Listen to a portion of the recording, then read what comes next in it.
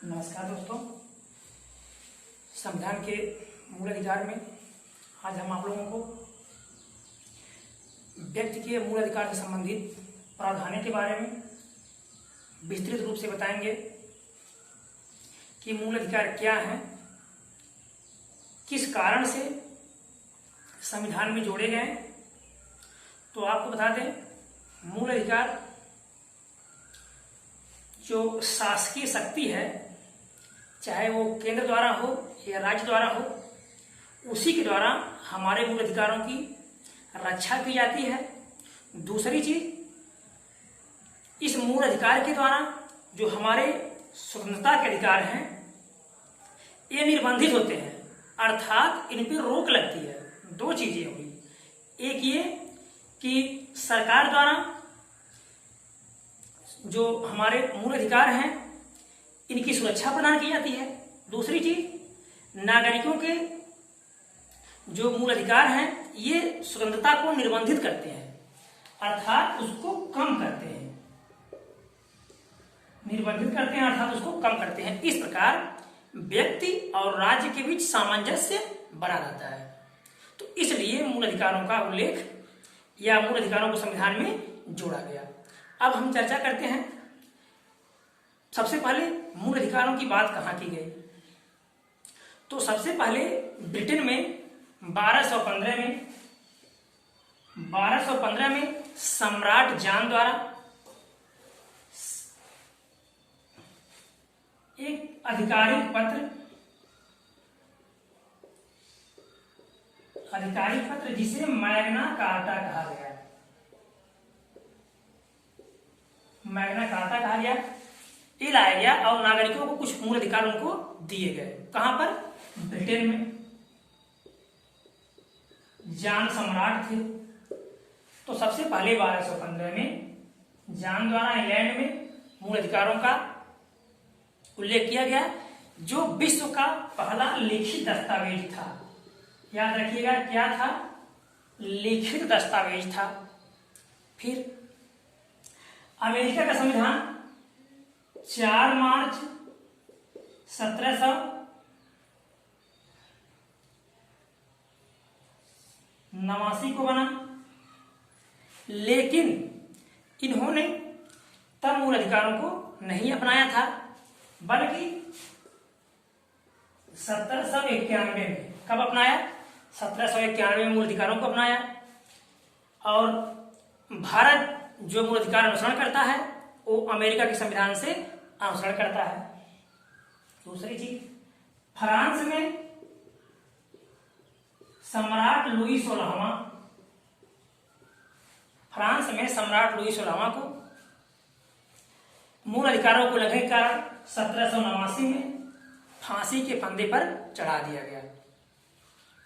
तो इस प्रकार अमेरिका से भारत में मूल अधिकारों की व्याख्या की गई या अपनाया गया, जो व्यक्तियों को उनकी स्वतंत्रताओं की रक्षा करते हैं और उनके मूल अधिकारों को निर्बंधित करते हैं, और इस प्रकार से राज्य और व्यक्ति के बीच सामंजस्य स्थापित करते हैं। चलिए देखते हैं। भारत में सबसे पहले 1895 में संविधान विधेयक के माध्यम से मूल अधिकारों की मांग की गई ब्रिटिश के सामने।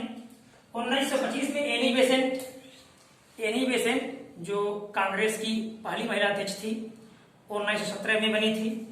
इनके माध्यम से कॉमनवेल्थ ऑफ इंडिया बिल के माध्यम से 1928 में मोतीलाल नेहरू ने नेहरू रिपोर्ट जब पेश किया, उसके माध्यम से मूल अधिकारों की मांग की।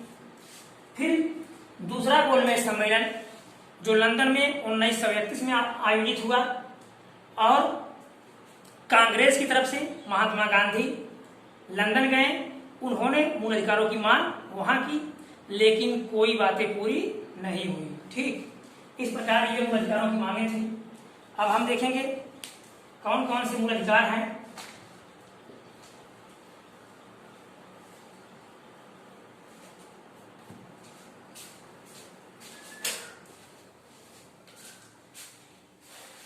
अनुच्छेद 12 से 35 भाग 3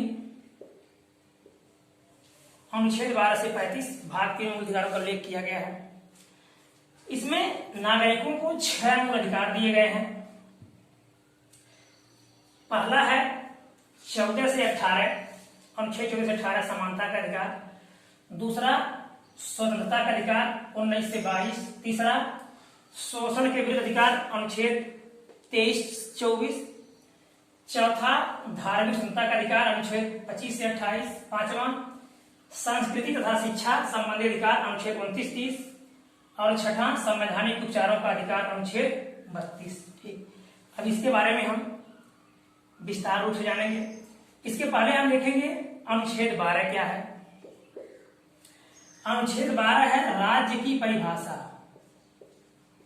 राज्य की परिभाषा, अनुच्छेद 12 क्या दिया गया है? राज्य की परिभाषा, अर्थात राज्य कौन होगा। इसमें भारत की सरकार तथा संसद, कुछ चीजों को आपको बता दे रहे हैं, इसको नोट कीजिएगा। भारत की सरकार तथा संसद, राज्यों की सरकार, राज्यों की सरकार तथा विधानमंडल, ठीक, राज्यों की सरकार तथा विधानमंडल, जीवन बीमा, विश्वविद्यालय, जीवन बीमा, विश्वविद्यालय, सभी स्थानीय प्राधिकारी, जो भी स्थानीय प्राधिकारी हैं, स्थानीय प्राधिकारी हैं, भागीदारी फर्म, आगे देखिए और कौन है राज्य में, भागीदारी फर्म, सरकारी तथा रजिस्टर्ड कंपनी,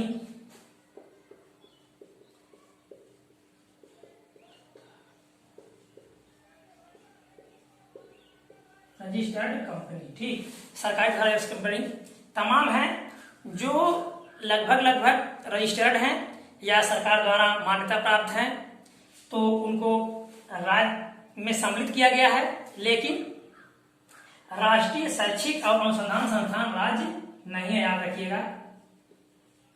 राष्ट्रीय शैक्षिक एवं अनुसंधान संस्थान संगठन, ठीक। तो ये राज्य नहीं है, ठीक, याद रखिएगा। तो कुछ राज्यों को हमने बता दिया, तो इसमें राज्य की परिभाषा दी गई है। अनुच्छेद 13 देखिए क्या है। अनुच्छेद 13 है, इसमें आप देखिए पहले आच्छादन का सिद्धांत, मूल अधिकारों से असंगत विधियां। अनुच्छेद 13 मूल अधिकारों से असंगत विधियां, मूल अधिकारों से असंगत, मूल अधिकारों से यानी ऐसी विधि जो मूल अधिकारों को का हनन करती है या नुकसान पहुंचाती है, ऐसी विधियों का उल्लेख इसमें किया गया है। कैसी विधि है? पहले देखिए आप आच्छादन का सिद्धांत क्या है। आच्छादन का सिद्धांत, इसके बारे में गौर कीजिएगा। आच्छादन का सिद्धांत क्या है? जब हमारा संविधान बनकर के तैयार हुआ तो उसके पहले भी विधियां बनी थी जिससे हमारे देश का शासन चलता था या शासित होता था। तो वो विधियां जब हमारा संविधान बनकर के तैयार हुआ तो उसमें यदि वो भाग 3 मूल अधिकार का कुछ उल्लंघन करती हैं तो वो शून्य मान ली जाएंगी। कब शून्य मान ली जाएंगी? यदि वो मूल अधिकारों का उल्लंघन करती हैं तो शून्य मानी जाएगी, अन्यथा नहीं। मतलब वो प्रावधान में रहेंगी, लेकिन यदि कोई हनन हो रहा है तो वो शून्य मान ली जाएंगी। दूसरी चीज, ये समाप्त नहीं होंगी, अतीत में बनी रहेंगी और भविष्य में आवश्यकता पड़ने पर वो पुनः क्या हो जाएंगी, उनका पूरे हम प्रयोग में उनको हम ले सकते हैं। किनको? संविधान पूर्व विधियों को। एक आ जाता है आच्छादन का सिद्धांत, अर्थात वैसी विधियां जो संविधान पूर्व बनी थी, लेकिन मूल अधिकारों के हनन के कारण उनको शून्य मान लिया गया। लेकिन फिर भी उनको हम भविष्य में या अतीत वर्तमान में कभी भी हम उनको प्रयोग कर सकते हैं। ठीक, तो इसे कहते हैं अच्छादर का सिद्धांत, यानी वो समाप्त नहीं है, वो वैसे पड़ी हुई है, उनका हम प्रयोग फिर आगे कर सकते हैं। इसको कहते हैं अच्छादर का सिद्धांत। दूसरा चीज और देखिए 13 में क्या है, यदि कोई ऐसी विधि बन जा रही है, कोई ऐसी विधि बन जा रही है जिससे मूल अधिकारों का हनन होता है, तो यदि विधि कई पैरा में बन रही है, मान लीजिए 1 2 3 4 कई पैरा में बन रही है, तो यदि मान लीजिए फर्स्ट पैरा मूल अधिकारों को उल्लंघन करता है लेकिन 3 नहीं करता, तो हम इसको समाप्त कर देंगे। ठीक, लेकिन इसको समाप्त करने के बाद यदि जो अन्य प्रावधान बचते हैं उनसे उसका कोई अर्थ नहीं निकलता है, तो हम पूरे को क्या कर देंगे, समाप्त कर देंगे। ठीक, दूसरी चीज, ऐसी कोई विधि बन गई जिससे मूल अधिकारों का उल्लंघन होता है, तो उस विधि को क्या मान लिया जाएगा, शून्य मान लिया जाएगा।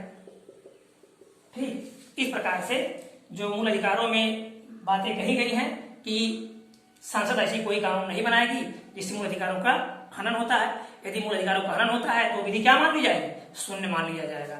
इसलिए 13 में कहा गया है मूल अधिकारों से असंगत विधियां जो भी हैं बनेंगी वो क्या कर ली जाएंगी, वो शून्य मान ली जाएगी, चाहे उसके कुछ पार्ट प्रभाव डाल रहे हो या पूरा पार्ट प्रभाव डाल रहे हो। तो यदि कुछ डाल रहा है तो उसको हम निकाल देंगे, लेकिन जो शेष बचता है यदि वो भी व्याख्या नहीं करता है जिस चीज के लिए बनाया गया है, तो उसको भी साथ में क्या मान लिया जाएगा, शून्य मान लिया जाएगा। इस प्रकार हो गया 12 और 13। अब देखिए अनुच्छेद 14, समानता का अधिकार। अब पहला हम पढ़ेंगे, पहला अधिकार हमारा क्या है, समानता का अधिकार, अनुच्छेद 14 से 18। अब आप देखिए 14, विधि के समक्ष समानता, विधि के समक्ष समानता तथा विधियों का समान संरक्षण, विधियों का समान संरक्षण। ठीक, याद रखिएगा, विधि के समक्ष समानता तथा, अब देखिए ये जो विधि के समक्ष समानता है इसको ब्रिटेन से लिया गया। कहां से लिया गया इसको, विधि के समक्ष समानता ब्रिटेन से लिया गया, और विधियों के समान संरक्षण इसको अमेरिका से लिया गया। दोनों चीजें देखिएगा, विधि के समक्ष समानता यानी इसमें क्या कहा गया है कि कोई भी व्यक्ति गरीब अमीर ऊंच नीच किसी भी प्रकार का हो, विधि के समक्ष सबको क्या माना जाएगा, समान माना जाएगा। ठीक, कहां से लिया गया, ये ब्रिटेन से लिया गया, यानी किसी भी व्यक्ति से किसी भी प्रकार का कोई भेदभाव नहीं किया जाएगा। विधियों का समान संरक्षण, यहां देखिए समान संरक्षण में चाहे जो व्यक्ति हो, चाहे वो नौकरशाह हो या सामान्य व्यक्ति हो, जो भी कानून विधि लागू होगी वो सब पर समान रूप से लागू होगी। ठीक, तो यहाँ कहा गया है कानूनों को समान रूप से लागू करने की बात, अब यहाँ पे कहा गया है कि सबको एक समान देखने की बात, याद रखिएगा। तो विधि के समक्ष समानता ब्रिटेन से, विधियों का समान संरक्षण अमेरिका से। ठीक, ये चीजें ली गई। और ये जो 14 है ये विदेशियों और भारतीयों दोनों को दिया गया है, विदेशियों भारतीयों को दोनों को दिया गया है।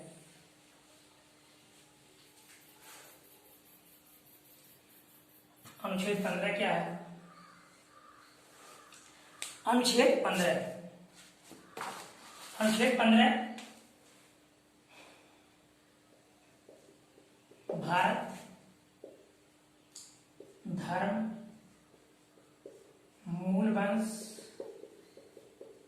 जाति लिंग या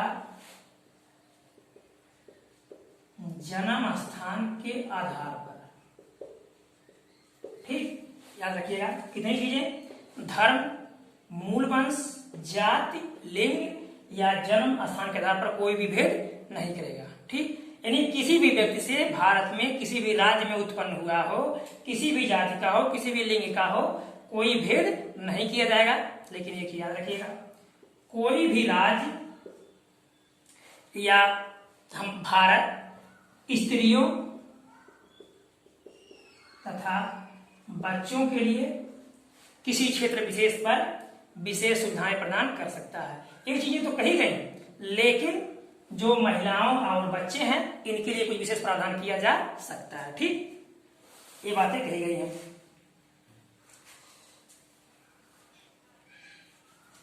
अनुच्छेद 15(4) कहता है, अनुच्छेद 15 का सामाजिक और शैक्षणिक रूप से पिछड़े हुए, सामाजिक और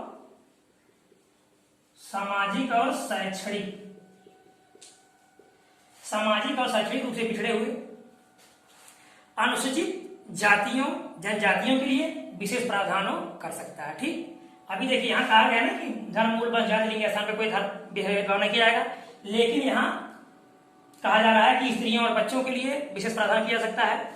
दूसरी चीज, सामाजिक और शैक्षणिक रूप से पिछड़े हुए लोगों के लिए कुछ विशेष प्रावधान किए जा सकते हैं। ठीक, तो इस तरह से ये कहा गया।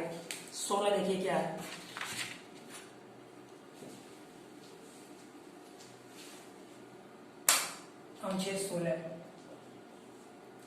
अनुच्छेद 16 है,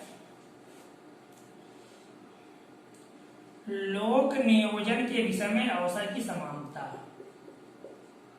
लोक नियोजन के विषय में अवसर की समानता। लोक नियोजन के विषय में अवसर की समानता। लोक नियोजन के विषय में अवसर की समानता अर्थात जो भी सरकारी कार्य हो, प्राइवेट स्तर के कार्य हो, किसी भी आधार पर सभी को क्या किया जाएगा, समान अवसर प्रदान किया जाएगा। और ये प्रक्रिया जो है, पहले तो सरकारी पदों के सृजन में समान माना जाएगा, या अर्ध सरकारी मतलब जो भी प्रक्रियाएं हैं सरकार द्वारा उनमें सबको समान अवसर दिया जाएगा। लेकिन इसमें कुछ ये कहा गया है 16(4) में, सबको समान अवसर दिया जाएगा, लेकिन जो है विशेष रूप से पिछड़े हुए लोगों, अनुसूचित जातियों जनजातियों आदि को पदोन्नति,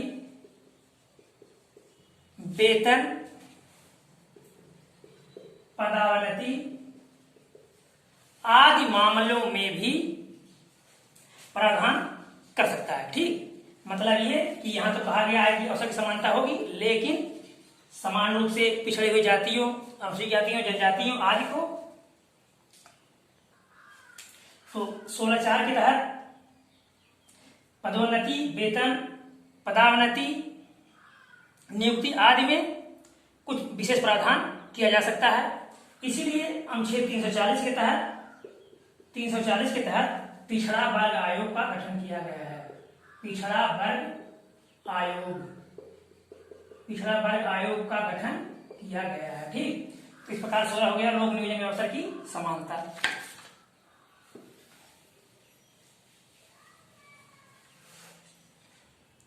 अनुच्छेद 17 अस्पृश्यता का अंत। अस्पृश्यता का अंत अर्थात किसी भी व्यक्ति से किसी भी स्थान पर, मंदिर हो, मस्जिद हो, होटल हो, कहीं भी कोई छुआछूत की भावना नहीं रखी जाएगी। ठीक, इस प्रकार किसी भी व्यक्ति से कोई भेदभाव नहीं किया जाएगा। अब अनुच्छेद 35 संसद को विधि बनाने की शक्ति प्रदान करता है। ठीक, याद रखिएगा कि यदि कोई भी व्यक्ति इसका दुरुपयोग करता है, जो अस्पृश्यता समाप्ति की बात की गई है, किसी से भेदभाव की भावना नहीं रखी जाएगी, यदि कोई व्यक्ति इसका दुरुपयोग करता है तो अनुच्छेद 35 के अंतर्गत संसद को यह शक्ति दी गई है कि वह विधि बना करके ऐसे व्यक्ति को दंडित कर सकता है जो अस्पृश्यता के उन्मूलन का उल्लंघन करता है। ठीक, इस प्रकार अस्पृश्यता का अंत 17 में 18 उपाधियों का अंत। उपाधियों का अंत क्या होता है? इसमें चाहे विदेशी नागरिक हो, विदेशी नागरिक या भारतीय नागरिक, विदेशी नागरिक या भारतीय नागरिक, विदेशी नागरिक हो या भारतीय नागरिक हो, राज्य, जो राज्य है बिना राष्ट्रपति की अनुमति से उसे न तो कोई उपाधि प्रदान करेगा और न ये नागरिक उसे ग्रहण करेंगे। ठीक, याद रखिएगा। क्या कहें हम? विदेशी नागरिक हो या भारतीय नागरिक हो, राज्य उन्हें न तो कोई उपाधि प्रदान करेगा और न ही नागरिक उस उपाधि को ग्रहण करेंगे बिना राष्ट्रपति की अनुमति के। ठीक, लेकिन दो चीजों को छोड़ करके। किसको किसको? शिक्षा और सेना। शिक्षा और सेना। शिक्षा से संबंधित कोई उपाधि है तो उसको ले सकते हैं, सेना से संबंधित कोई उपाधि है तो उसको ले सकते हैं, लेकिन इन दोनों को छोड़ करके यदि कोई भी उपाधि राष्ट्रपति की अनुमति से कोई भारतीय या विदेशी व्यक्ति बिना राष्ट्रपति की अनुमति के ले नहीं सकता। इस तरह से उपाधियों का अंग अनुच्छेद 18 में कहा गया है। ठीक, समझ गए आप? विदेशी हो या भारतीय हो, बिना राष्ट्रपति की अनुमति के कोई पुरस्कार या उपाधि बिना राष्ट्रपति की अनुमति के ग्रहण नहीं करेगा, शिक्षा और सेना को छोड़कर। ठीक, तो आपका ये पहला हो गया अनुच्छेद 14 से 18 समानता का अधिकार। अब हम देखेंगे अनुच्छेद दूसरा मूल अधिकार क्या है।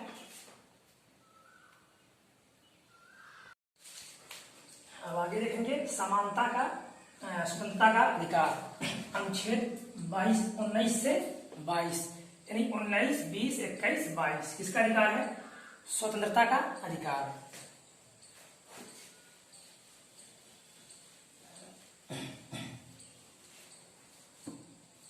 अब अनुच्छेद 19 के तहत अनुच्छेद 6, कितने?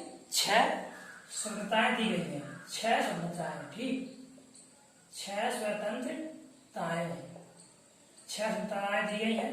तो देखिए 6 क्या क्या है। पहली स्वतंत्रता है वाक एवं अभिव्यक्ति।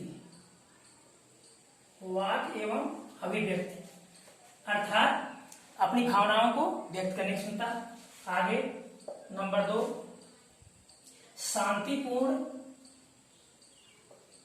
शांतिपूर्ण एवं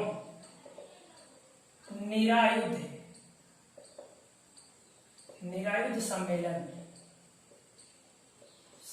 नंबर 3 संगठन या संघ बनाने की क्षमता, संघ बनाने की स्वतंत्रता। नंबर 4 भारत में अबाध संचरण है। नंबर 5 कहीं निवास करने या बस जाने की स्वतंत्रता। नंबर 6 कोई वृत्ति या व्यवसाय या आजीविका। ठीक, इस प्रकार से 6 याद रखिएगा।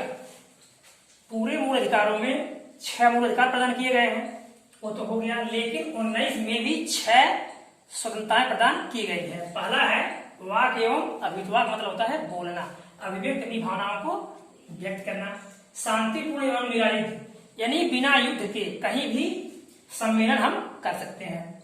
दूसरा संगठन या संघ बनाने की, कोई भी संगठन या संघ बनाया जा सकता है।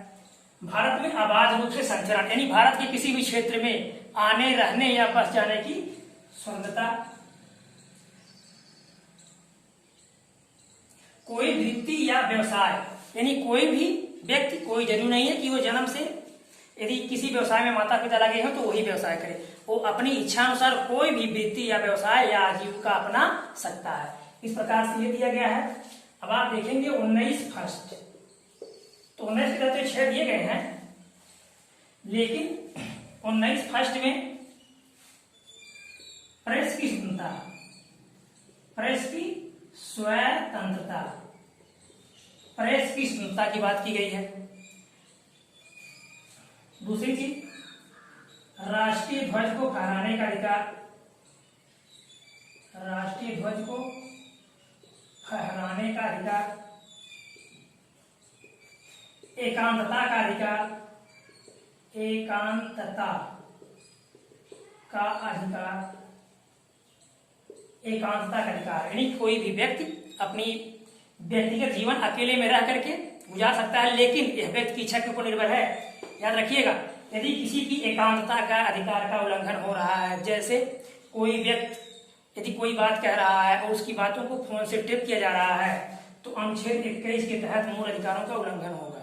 याद रखिएगा, ठीक, आगे हम आपको बताएंगे। तो एकांतता का अधिकार तो मिला है, लेकिन यदि कोई व्यक्ति उनकी बातों को फोन से टेप कर रहा है तो इसे क्या मान लिया जाएगा? मूल अधिकारों का हनन माना जाएगा। किसके तहत? अनुच्छेद 21 के तहत, ठीक।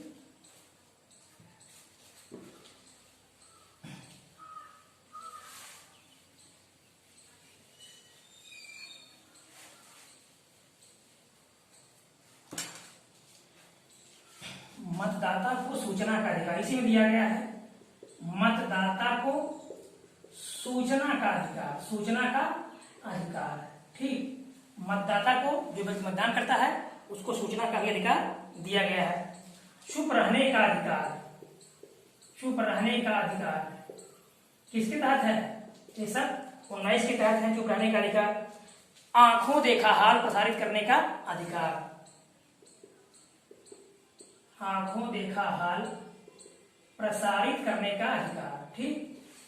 तो आंखों देखा हाल प्रसारित करने का अधिकार। इस प्रकार से 19 में ये स्वतंत्रताएं दी गई है। याद रखिएगा, प्रेस की स्वतंत्रता, राष्ट्रीय ध्वज फहराने की स्वतंत्रता, अब प्लस जो 6 अभी हम आपको बताए हैं, तो इसको कॉपी में आप आराम से नोट कर लीजिएगा, क्योंकि मूल अधिकारों से अक्सर करके छोटी से लेकर बड़ी परीक्षाओं तक क्वेश्चन आते रहते हैं।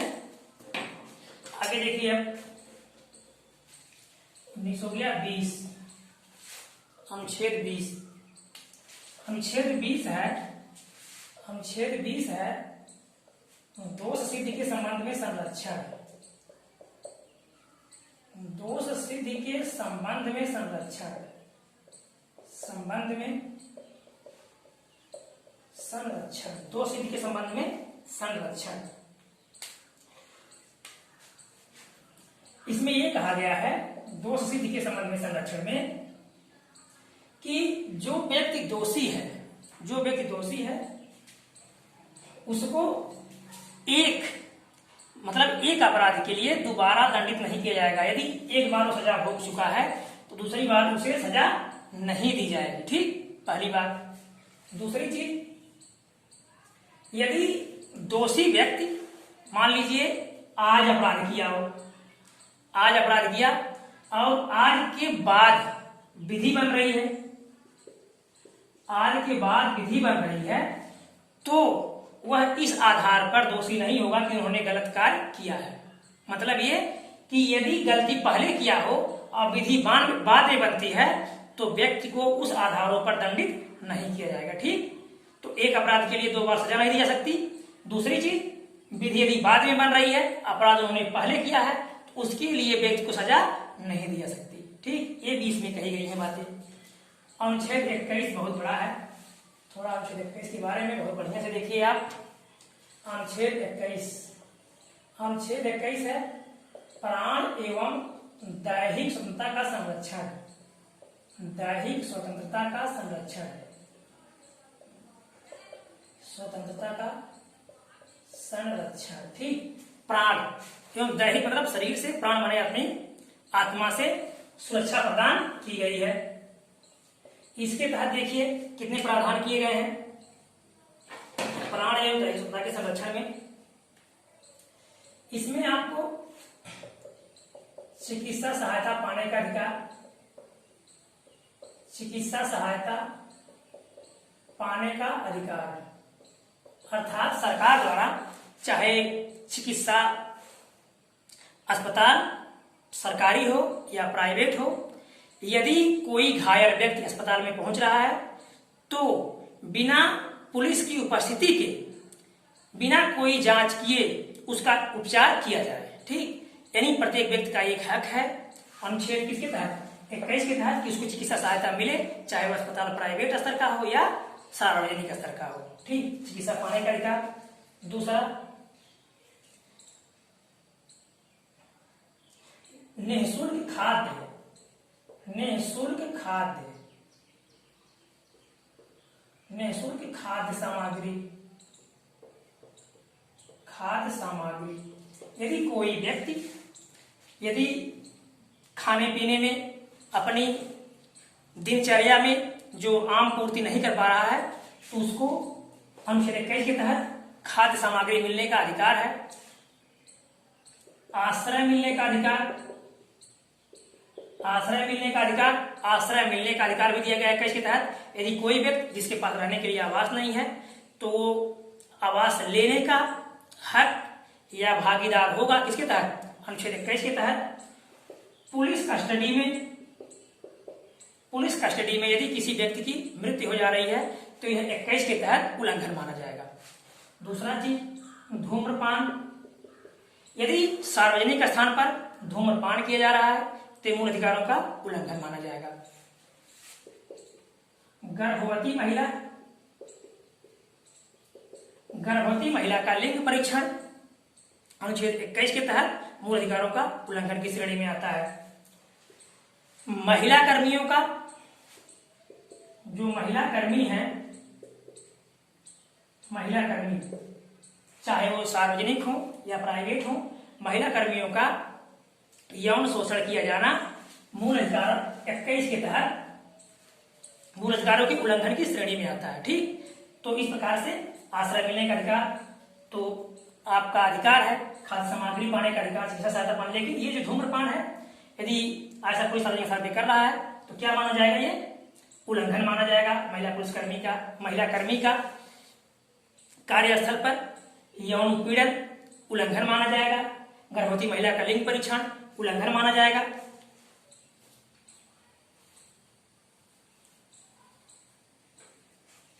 इस प्रकार अनुच्छेद 21 क में दिया गया है, अनुच्छेद 21 क, अनुच्छेद 21 क शिक्षा का अधिकार, शिक्षा का अधिकार, अनुच्छेद 21 के शिक्षा का अधिकार। ये 86वां संविधान संशोधन, 86वां संविधान संशोधन 2002 के द्वारा जोड़ा गया। ठीक, पहले कहाँ था, पहले अनुच्छेद 45 में था। कहाँ था, अनुच्छेद 45 में था।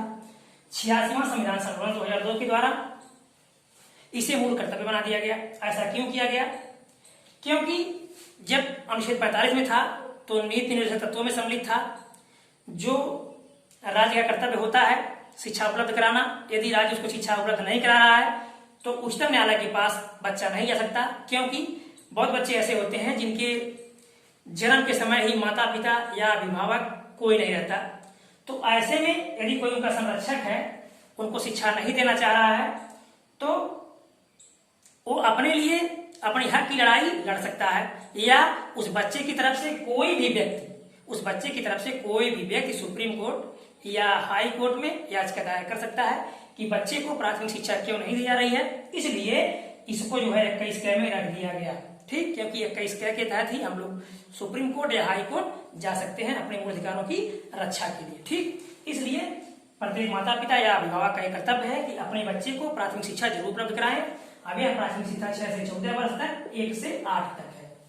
6 से 14 वर्ष तक, 1 से 8 तक, क्योंकि बच्चा जब बड़ा हो जाता है, यदि बच्चा अनपढ़ रह गया तो अपनी लड़ाई नहीं लड़ पाएगा। ठीक, इसलिए इसको अनुच्छेद 45 ला करके यहाँ कर दिया गया कि चाहे बच्चा तो जा नहीं पाएगा, लेकिन उसके तरफ से कोई भी व्यक्ति उसकी मांगों को रख सकता है कि बच्चे को शिक्षा उपलब्ध कराई जाए। ठीक, ये बातें कही गई हैं 86वें संविधान संशोधन 2002 के द्वारा 21 क में। अब अनुच्छेद 22 देखिए आप।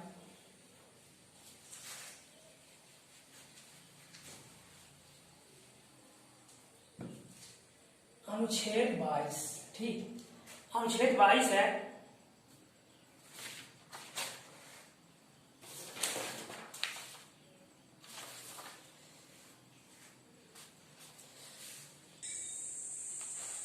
तो 22 है गिरफ्तारी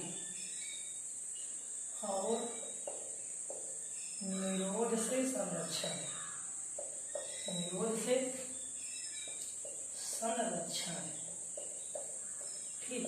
अर्थात जो व्यक्ति गिरफ्तार किया जाता है उसके लिए कुछ जवाबदेही भी होती है जो व्यक्ति गिरफ्तार करता है और जिसके माध्यम से व्यक्ति गिरफ्तार होता है। जैसे यदि कोई व्यक्ति गिरफ्तार हो गया तो 24 घंटे के अंदर रास्ते के समय को छोड़कर, रास्ते के समय को छोड़कर क्यों कहा गया?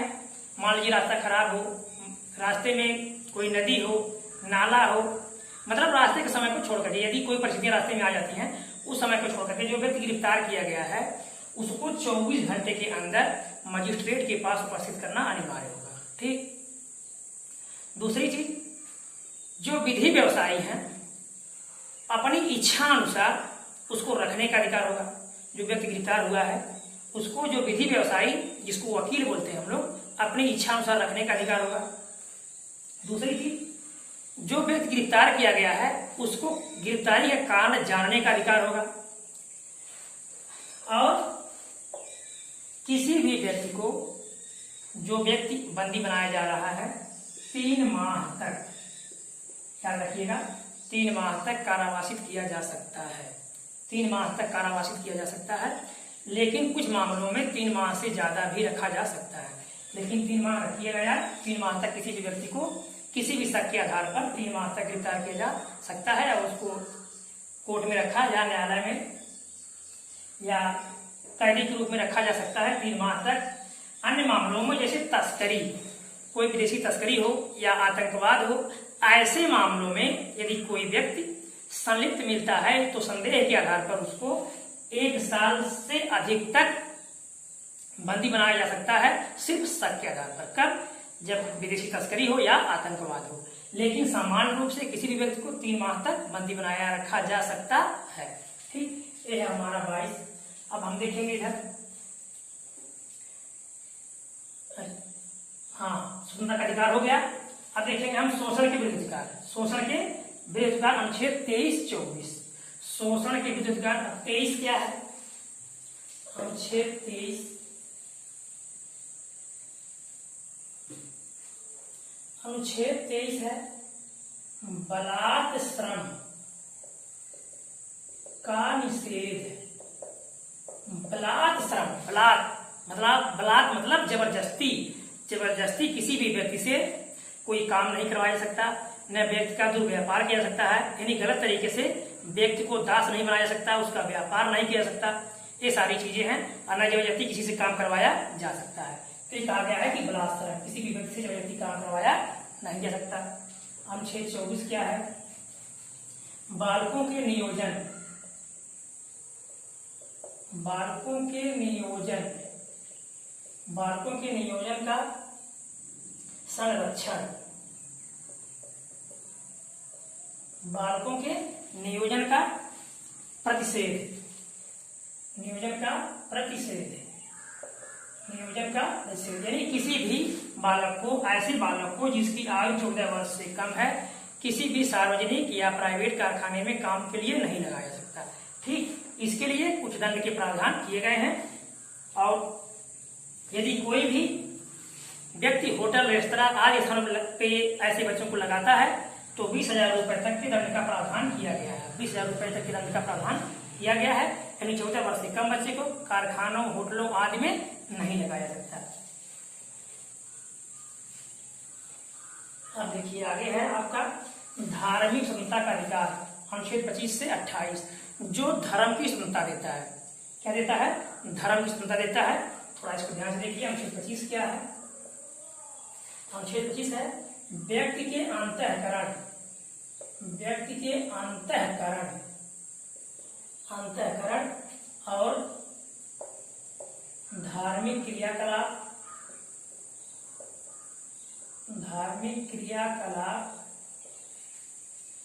की स्वतंत्रता, की स्वतंत्रता, व्यक्ति के अंतःकरण और धार्मिक क्रियाकलाप की स्वतंत्रता, यानी कोई भी व्यक्ति धर्म की शिक्षा लेने से अपने अंतःकरण यानी अपने आप से स्वतंत्र है, चाहे वो धर्म की शिक्षा ले या न ले। ठीक, तो अबाध रूप से मानने के लिए, बिना बाधा के किसी धर्म को मानने या न मानने के लिए क्या है, वह स्वतंत्र है। लेकिन किसी भी व्यक्ति पर दबाव डालकर किसी धर्म को अपनाया नहीं जा सकता। ठीक, कोई व्यक्ति अपनी स्वेच्छा से, यहाँ कहा गया है अंतःकरण और धार्मिक क्रियाकलाप के लिए स्वतंत्रता हो, धार्मिक क्रियाकलापों में वो भाग ले या न ले। ठीक, 26 है, 26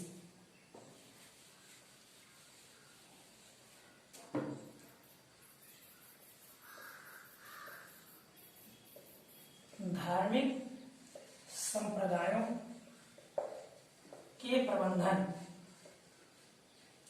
धार्मिक संप्रदायों के प्रबंधन की स्वतंत्रता,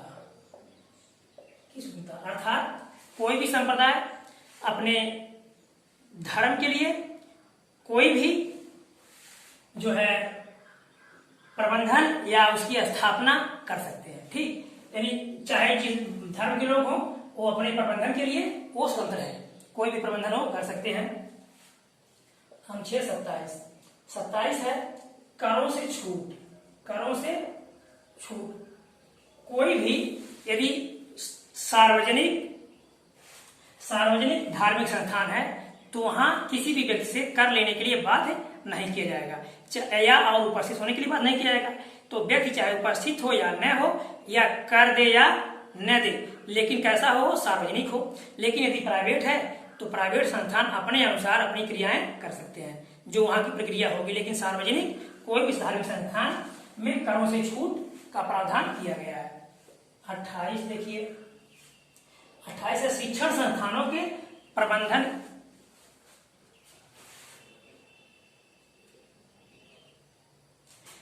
शिक्षण संस्थाओं में धार्मिक स्वतंत्रता नहीं दी जा सकती। अर्थात जो सार्वजनिक शिक्षण संस्थान है वहां व्यक्तिगत रूप से किसी धर्म को बढ़ावा देने के लिए कोई शिक्षा नहीं दी जा सकती। इस बात को कहा गया है कि सार्वजनिक संस्थानों में कोई धार्मिक शिक्षा नहीं दी जा सकती। हाँ, यदि किसी भी क्षेत्र का कोई भी प्राइवेट शिक्षण संस्थान है तो वो अपनी संस्कृति, अपनी सभ्यता के लिए किसी भी शिक्षा धर्म को बढ़ावा दे सकता है, लेकिन सार्वजनिक मामलों पर ये चीजें लागू नहीं होती। ठीक, अब देखिए आगे क्या है। अनुच्छेद 29-30 संस्कृत तथा शिक्षण संबंधी अधिकार। अनुच्छेद 29 के तहत ये अनुच्छेद संस्कृत तथा शिक्षण संबंधी अधिकार विशेष रूप से अल्पसंख्यकों के लिए है। किसके लिए है? अल्पसंख्यकों के लिए है।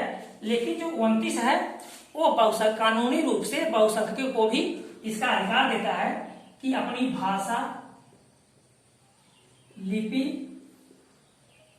और संस्कृति, भाषा, लिपि और संस्कृति, कोई भी अल्पसंख्यक क्षेत्र या कोई वर्ग, समुदाय या अनुसूचित क्षेत्र अपनी भाषा, लिपि या संस्कृति बनाए रख सकता है। उसके लिए मतलब वो व्यवस्था कर सकता है कि ये बनी रहे।